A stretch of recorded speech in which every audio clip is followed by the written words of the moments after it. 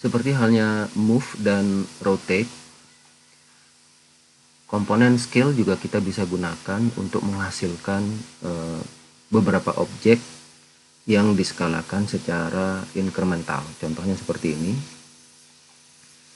Jadi objek pertama itu yang ada di bawah sini itu bisa diduplikasi ke arah atas, kemudian sejalan dengan duplikasi setiap objek duplikasinya diskalakan berdasarkan skala incremental tertentu yang kita bisa hasilkan dengan komponen series seperti ini.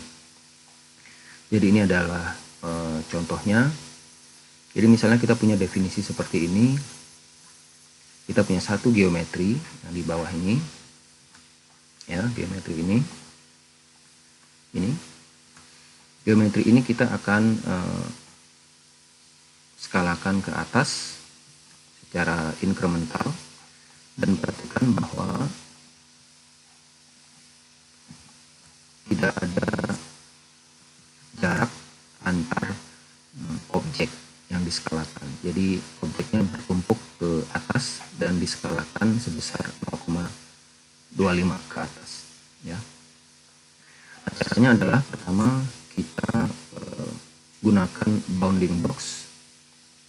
Jadi yang pertama kali kita lakukan adalah kita mesti tahu berapa ketinggian, kalau ini kita anggap sebagai bangunan, ya, ini lantai, berapa ketinggian lantainya. Kita gunakan bounding box dan kita gunakan deconstruct breadth agar kita bisa mengekstrak edges dari masing-masing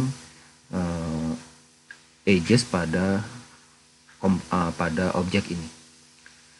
Nah, dengan list item kita bisa tahu, kita bisa lihat mana edge yang menghadap atau mengarah ke atas, mana edge vertikal.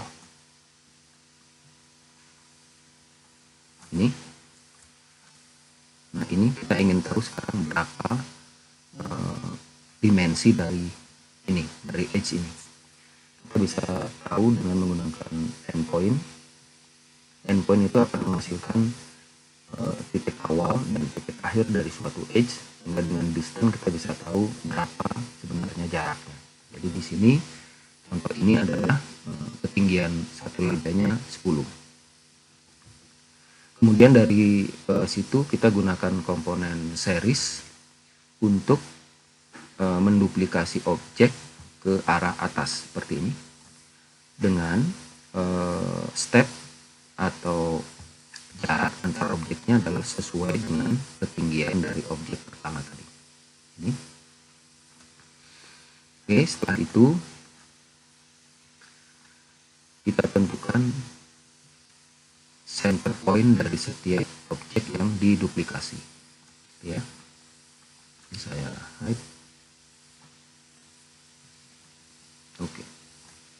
Center point dari setiap objek.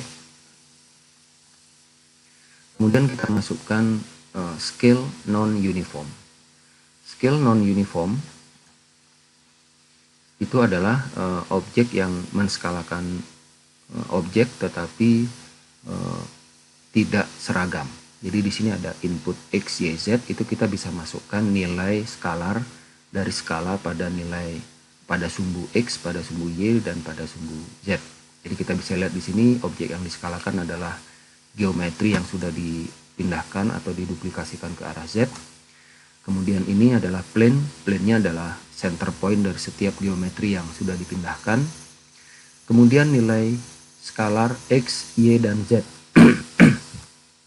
Jadi di sini kita gunakan lagi komponen series untuk menentukan berapa skala pada x dan y. Misalnya di sini saya ganti menjadi 0,15. Berapa skala pada x? Jadi kita lihat di sini startnya itu adalah 1. Kenapa 1? Karena startnya ini kita sesuai dengan objek awal. Jadi sebenarnya di sini dan skalanya adalah 1.15. Kemudian dari 1.15, 1.13 dan seterusnya. Kita lihat di sini, nah seperti ini. Nilai skala dari penskalaan ke arah x dan y itu adalah incremental 0,15. C-nya berapa? C-nya adalah sama dengan nilai banyaknya objek yang diduplikasi. Jadi hasilnya seperti ini. Kita lihat bahwa tidak ada jeda atau tidak ada celah antar objek. Karena apa? Karena nilai Z-nya tidak kita skalakan. Jadi nilai Z tetap sama dengan 1.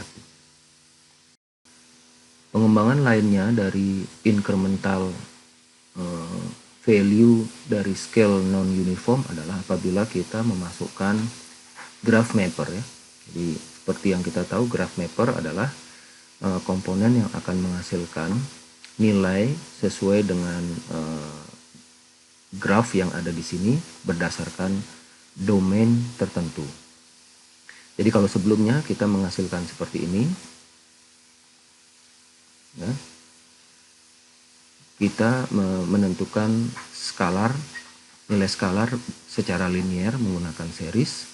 Tapi kalau nilai skalarnya non-linear, maka kita bisa memasukkan komponen graph mapper. Kita disconnect dulu. Nah, hasil dari series itu kita masukkan ke list length agar kita tahu berapa banyak sebenarnya data yang ada di series ini. Kemudian Anda bisa lihat contoh bagaimana cara kerja graph mapper ini di modul sebelumnya. Jadi intinya graph mapper ini akan memetakan nilai-nilai pada domain, dalam hal ini 1 ke 2, ke dalam grafik yang sesuai dengan yang kita pilih. Kalau ini kita masukkan ke X dan kita masukkan ke Y, hasilnya seperti itu. Jadi ini respon terhadap grafiknya.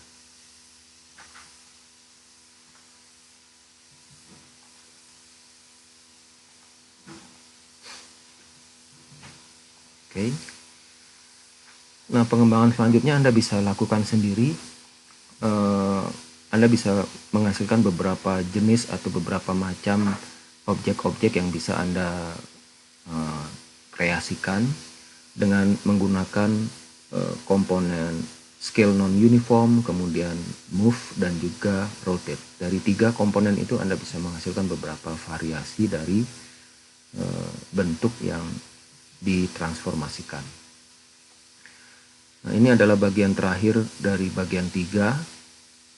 Selanjutnya ada beberapa aplikasi seperti bentuk lipat, kemudian aplikasi kontur